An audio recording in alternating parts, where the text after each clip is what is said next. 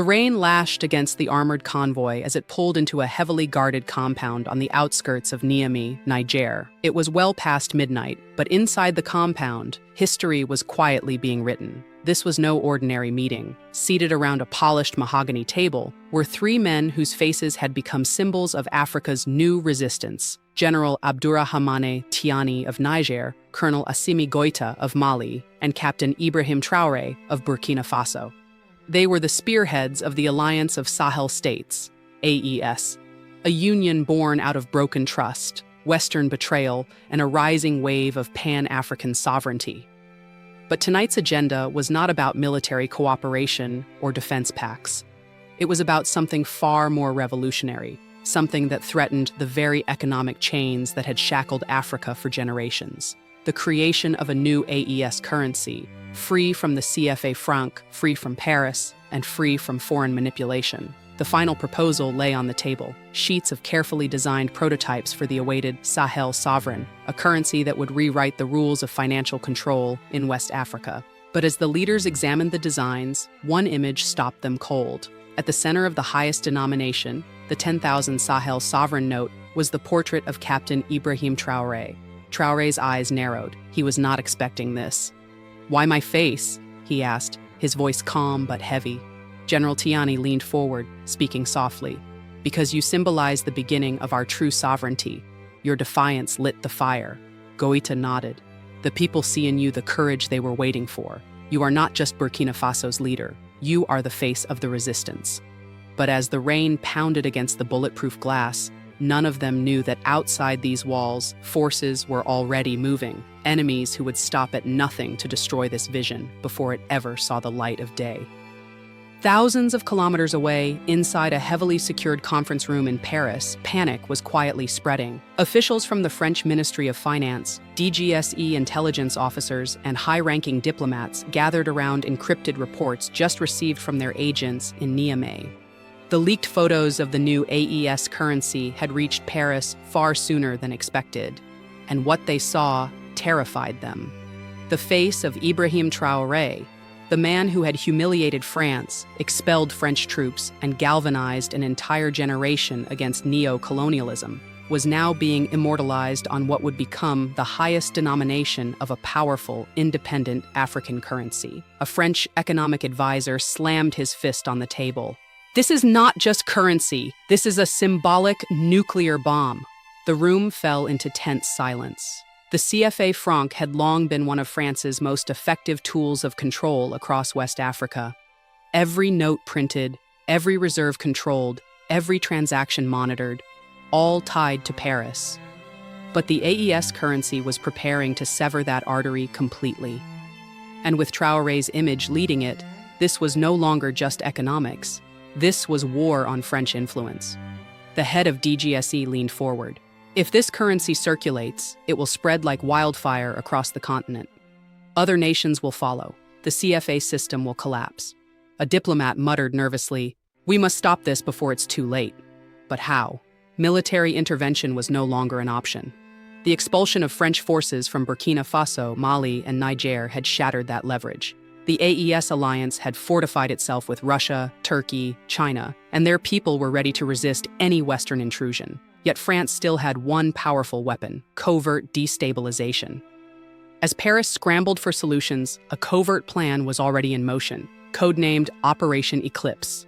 A carefully groomed operative, fluent in Fulani, Hausa, and Bambara, trained in psychological manipulation, was deployed. His mission was not to assassinate Traoré or his allies directly. That would trigger a continental uprising. His mission was more insidious: to fracture the AES from within. The target? Colonel Hamadou Sissoko, a senior financial advisor to Mali's transitional government and one of the key architects behind the AES currency's technical framework. Sissoko was ambitious. He believed in sovereignty, but resented Traoré's rising fame. As the designs of the currency surfaced, showing Traoré's face as the primary symbol, Sissoko felt sidelined. The French operative skillfully exploited this resentment.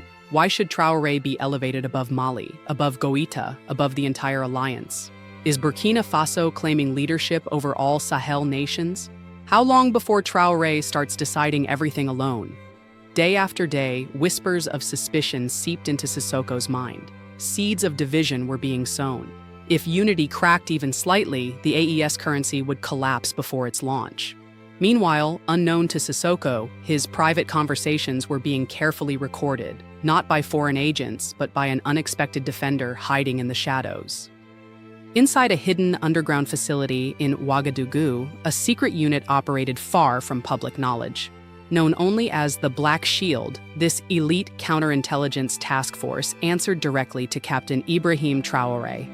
Their existence was a tightly held secret, even within the AES alliance itself. For months, the Black Shield had been monitoring external and internal threats, including encrypted communications intercepted from foreign operatives attempting to destabilize the AES project. Through advanced surveillance drones, digital forensics, and human informants planted deep within the alliance's bureaucratic structure, they had identified troubling patterns. Colonel Hamadou Sissoko's private meetings had raised red flags. His sudden shift in rhetoric, his subtle challenges to the Currency Design Committee, and his unexplained wealth accumulation pointed to foreign manipulation.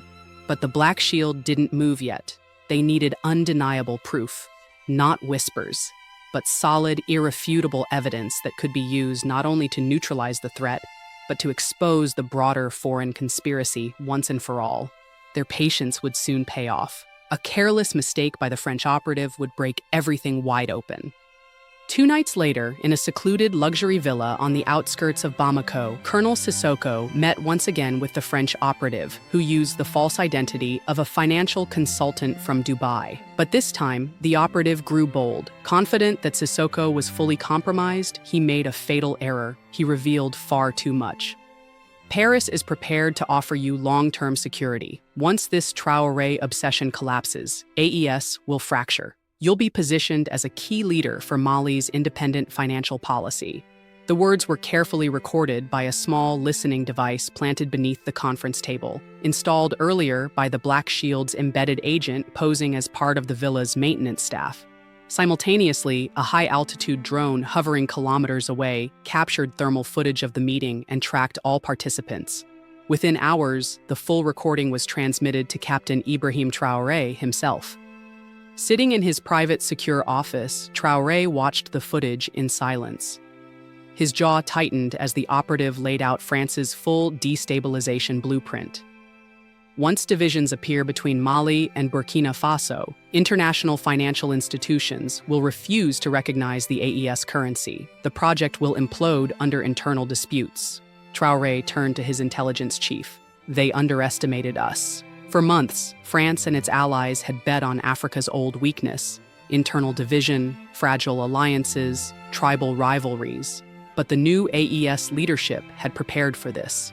The real battle was never just military, it was psychological. And now, Traoré held a weapon far more powerful than guns: indisputable evidence of foreign conspiracy.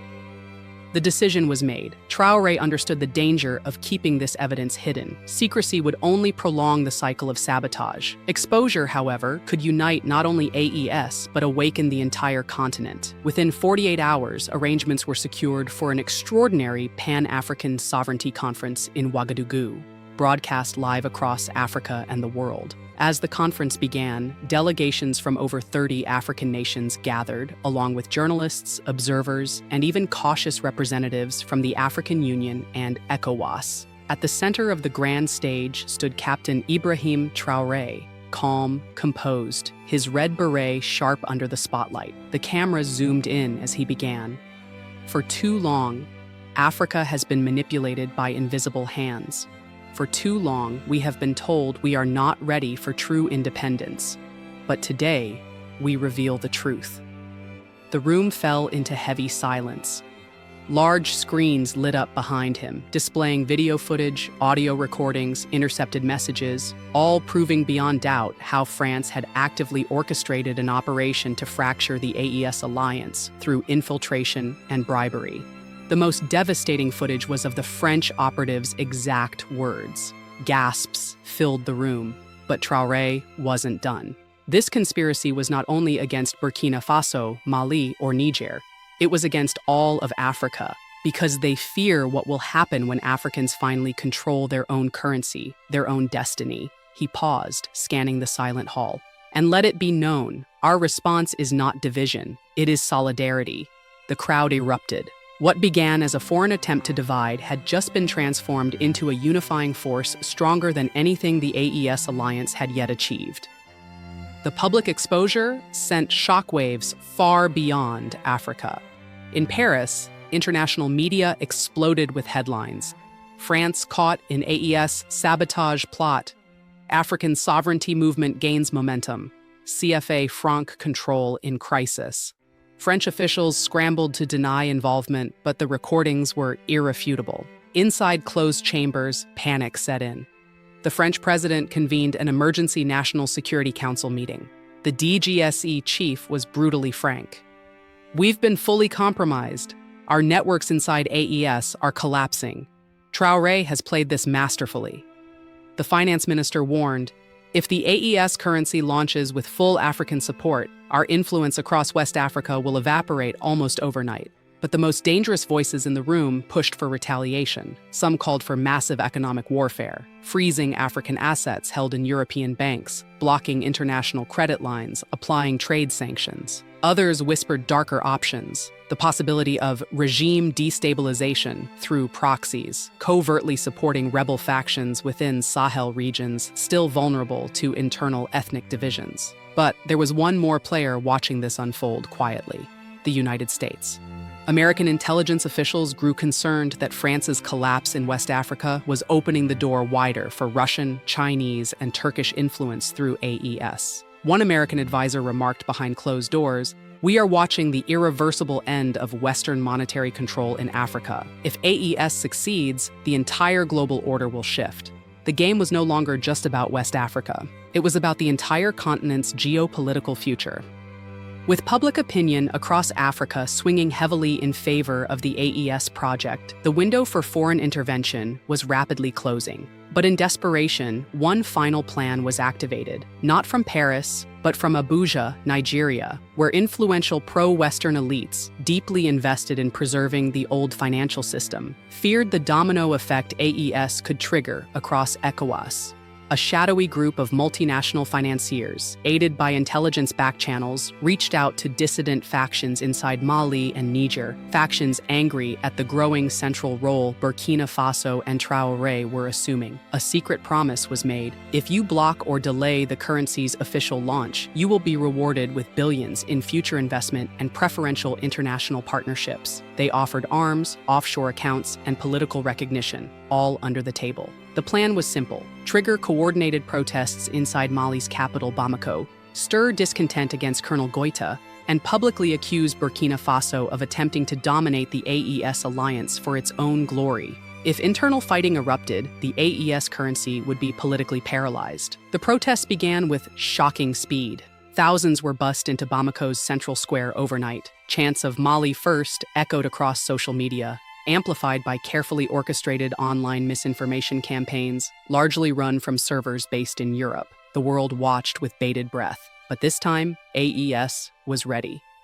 As the protests swelled in Bamako, AES intelligence already had deep infiltration inside the orchestrated mob. The Black Shield had anticipated that foreign actors would not give up easily. Months prior, they had embedded double agents within radical elements susceptible to manipulation. Secret footage captured the entire foreign operation: the money transfers, the arms smuggling routes, the orchestrators communicating from luxury apartments in European capitals. But Traoré knew something even more powerful was needed, not just neutralizing the sabotage, but turning the moment into an irreversible show of unity. Immediately, Traoré, Goita, and Tiani coordinated a joint televised statement, broadcast simultaneously across Mali, Burkina Faso, Niger, and streamed across Africa. Standing shoulder to shoulder with flags of the AES behind them, Traoré spoke first. "There are those who fear Africa standing on its own feet. They send money, lies, and mercenaries to divide us. But their era has ended." Then Goita followed. "We are 3 nations, but one destiny. We will not kneel before any foreign currency, nor betray our people's future." Finally, Tiani delivered the critical blow. We possess proof of these recent sabotage attempts, and we will present this evidence at the upcoming African Union Summit for the world to see. The message had its intended effect. Across social media, a massive counter-protest wave erupted. Millions of ordinary citizens marched in solidarity with AES leadership. Sovereignty or nothing, Africa rises together, Sahel currency. Now the attempted division had completely backfired. The people were no longer passive observers. They were now active soldiers in a continent-wide battle for true sovereignty. The date was set. December 12th, in the heart of Ouagadougou, the world watched as tens of thousands filled the streets, waving flags of Burkina Faso, Mali, Niger, and banners reading, "No more CFA, no more chains. Africa belongs to Africans." Inside the newly constructed AES Sovereignty Hall, leaders, ministers, and delegates gathered for the historic unveiling of the currency that had taken months of war, betrayal, and sacrifice to defend. Captain Ibrahim Traoré stood before a ceremonial podium, holding up a sleek, freshly minted 10,000 Sahel Sovereign note. The cameras zoomed in. On its surface shined his portrait, not as a dictator or conqueror, but as a symbol of defiance, courage, and unity. The crowd outside erupted in tears, chants, and thunderous applause. "This is not my face," Traoré spoke solemnly. "This is the face of every African child who will grow up free from foreign debt, foreign currency control, and foreign dictation." Goita and Tiani flanked him as symbols of continental brotherhood. "We honor our ancestors who resisted colonial rule," Goita added. "We protect our youth who will never be slaves again," Tiani concluded. But far beyond Ouagadougou, other African nations were already sending quiet signals of interest. Guinea, Chad, Central African Republic, even whispers within Senegal. The AES sovereign was no longer simply a currency. It was becoming a movement, a declaration that Africa would no longer sell its dignity. As the ceremony concluded, the world's financial centers watched nervously. The global order was shifting. The invisible chains were breaking. The AES had not only survived, it had made history. And as Traoré looked into the roaring crowds, one final truth settled deep into the heart of every African watching. Africa's time has finally arrived.